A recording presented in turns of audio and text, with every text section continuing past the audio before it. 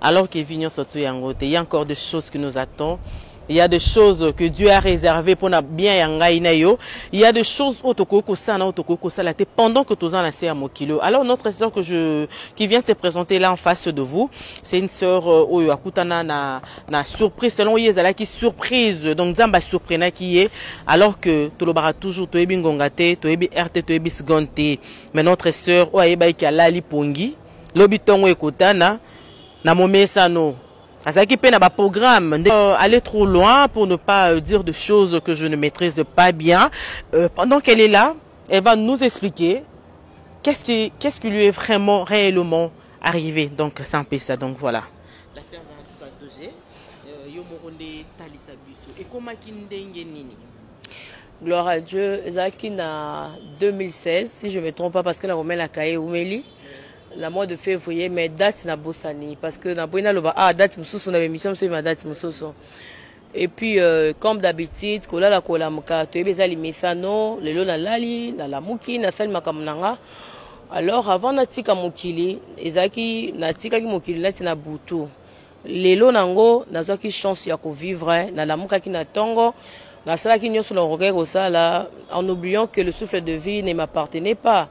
Et appartient à Dieu ou à Pesarabiso yango na remercie qui est pété pour na mokola sika pesa kinga bon na mona ki encore isa yanga inga maître ya vinanga et puis la ça qui makambola kokera osala na ya masumu et c'est pesa kinza mbete mokola yango na zongi su na ndako na la comme d'habitude lobi na la mukana tongo na mesana susu vinanga comme d'habitude et puis na kota ki na ndaku na lali na lala na sœur nanga et na omi na pesi mbote accompagner nga pe awa. Il y a prière à nae, atambola na crainte en Nzambe en tout cas, abanga Nzambe atanga la Bible. Alors on a la Bible, papa la ramta sombaki, towele la ngo. Avant la na tia on a mutambe toi, de façon que ceux qui ndokiaye à côté na Bible, aki au nom de Jésus, mais la tanga la Bible était na sambela raté. Et on a eu l'ambetu, lek na ngo sambela no seka, no linga la sambela. Diable zakarisé na okokate, na zika na lalie momo la bosse Bible la zone na tia on a mutambe na ba téléphone na lali wana. Kolala wana pe aller butu wana ba 2h 3h du temps molimo déjà esprit de Dieu qui habitait à moi et longwaki yango c'est là qui que âme ya sœur va doger na corps na ye et kabwana ki. Alors moment on andait ko bouger na likolo ya mbetu moi je ne savais pas molimo et kabwana ki. Et puis tu koma très tôt ba 4h à 5h ma jeune sœur ando la mkapona s'apprêter à mes mamans dans la classe et puis yepe akende musala. Il y a déjà mbeto asambela kine nazomona mais je ne savais pas que non naza suna kati ya mokili oyo tenzamba tinda kinga atelema ki auti ko sokola zo bongise longi na ye ndenge zalaka basi nyonso na yebisi ye Naomi soki mama leki azali ba mama ona quartier ba pesa rabiso ba boudeur mais la ba quartier des zalaka lelo ofuta po lobi susuka rabongo ouais na yebisi na zesko na nyongo na ye na yebisi que non. Et ce moment là qu'il y a la moussanga tellement dans la qui na posé rolia ka boudé dans le koso tozo bossa la ke da roti gabe bokili da tiki nyonso. Et puis ma sœur m'avait pas répondu. Moi je croyais que na yebisi ayoki et puis ako ndima ou bien ayoki ne ka sali juste été a sali sa makamna ya bimia ki azu mwana na salon parce que soza na next libanda aki ici ka ba parents bazaki azu mwana babimi na mona bango. Et puis un moment, maman qui a kota qui a sali entrer dans la parcelle à Belelinga, n'a précipité, n'a télémi. N'a fait diriger la porte, il y a next wana, pour na simba poignet na bima, poignet ratinga. Er ratinga na bi oh. Qu'est-ce qui ne va pas avec moi? Mais je comprends rien. Depuis quand la simba rabilo ronyo c'est dans mon kili et zalaka saisi. Mais comment je n'arrive pas à saisir des choses? Et puis en ce moment-là, nazo lukana na balukana mi moni siko na mbeto. Donc ezaki événement moko boy depuis na botama na tikalo mona ngote na mi moni na komi mi balé. Je dis mais ça c'est moi. Non là que ça se conserve de jalé na mbeto. Ça c'est moi. Mais comment je sens que je vis en dehors de mon corps? Mais je vis, mais en dehors de mon corps, en voyant mon corps endormi dans les lits, mais ne bouge pas, rien du tout. J'ai commencé à fournir des efforts humains. Na lobi, ok, na kota na kati nzoto pona mekano ko lamuka na force. Na sala ki be effort wana nyoso to en tout cas ma sœur et simba quitté. Et puis na lobi, ok, na mekano ko landa mouvement ya nzoto ninga lalaki na am na kota na corps de façon que to na télé ensemble. En tout cas, rien ne marchait. Mais non, j'étais dans le tourment énorme. J'ai commencé à chercher à connaître qu'est-ce qui ne va pas. Et ça, non, juste les andoto, et ça croit. Parce que moi, pour moi, la mort, c'était que non, l'heure de Karamuta Koufi, c'est fini. Des bah, misé, bah, barato, sakana. Ce qui lui, ouais, au Koufi, Ropola, n'a profité de la vie. Or, Moulia pété au monde dans le côté Sili, eza erreur ma sœur, eza erreur à ma kasi. Après la mort, il y a une vie qui nous attend. Donc eza qui penza makambunde banda kiwana. Nous autres eza qui enveloppe et si les missions il y a nous autres on a amesila qui y a avant tina yazo zilana zongani na mabelende des zambalobi, vous êtes poussière, vous allez retourner aussi aux poussières. En ce moment-là, la bandi ko ça ko fournir ben fort humain na simbi bible et là le bosso na wela ki bible parce que na mona qui ce qu'on a ko comprendre que non, la grandeur de Dieu existe.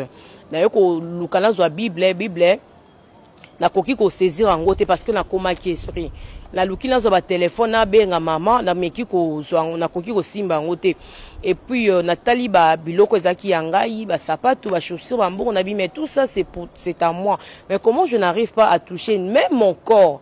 Eza yanga eza ko appartenir nanga mais comment nazo koka ko simba nzoto eza yanga te na mola ki on c'était grave tant on mi mona au lit ndozo lukasko o simba parce que oyo oyo zalaki ozo lingo palper babiloko ezo simba te ndo koma ko liko simba ta oyo moni na mbeto yanga isiko parce que na ba wana zangai mais comment nazo linga ko nazo ko ka simba ngote. En ce moment là je voyais des choses qui passaient là où ma maman elle était au salon avec la maman Lekila atunier ceux qui naza pa bitale kuna na ndako na ye et siko azo ya ngasko na ye la tiki non nzoto parce na ndeko ko luka ko yeba eloni ezo leka na yesko ko se diriger na porte pour na yamba na nouvelle yela ra fongoli a moninga ta moni loko ta se diriger maman na mbetu abi oh si c'est quoi la likaka maman na ipse non nazali bosolo mama leki na lalite kende ko benga mama boya ko zwa corps na ngabo benda ngo libanda ya yo kenga te abendi ba moko porte akei mbamona bi ah nzambe bi fallait retoucher tanga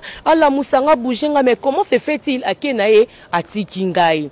Et puis na bandi ko luka ko yeba ilo onizo le cas donc j'étais toujours tourmenté, je ne savais pas que non na kufaki ngala ebika ke lo mo zo komela nga bezando to je n'arrive en tout cas la forcer makamutu to esimbité après na ko bima na mur na bimi na mur na kamwe oh na bimi na mur nde na se diriger na salon maman ndo tala ba information ya matinale ya ba 6h wana ba 5h et réseau avancé na bi maman yo vandi a mais ta fille là-bas akute na makambo ya ndenge na ndenge yaka nono ye ba situation zo leka a maman zo amoni nenga te parce que na esprit ayo kinga pété na moni papa là na chambre na bia ba papa yo ebika ba papa bazama mamba prière te biso to s'intéresse à toi ba maman la bi papa o sala so maman zo comprendre bo papa o sala nini et puis maman la bi OK idée mo yelinga na bi d'accord na mekobima no libanda na mekano ko informer bato balabala peut-être bango ba monanga parce que ya lupango bazo monanga te na bima na portail ya lupango sans que na fongola na bimi kamba la moko.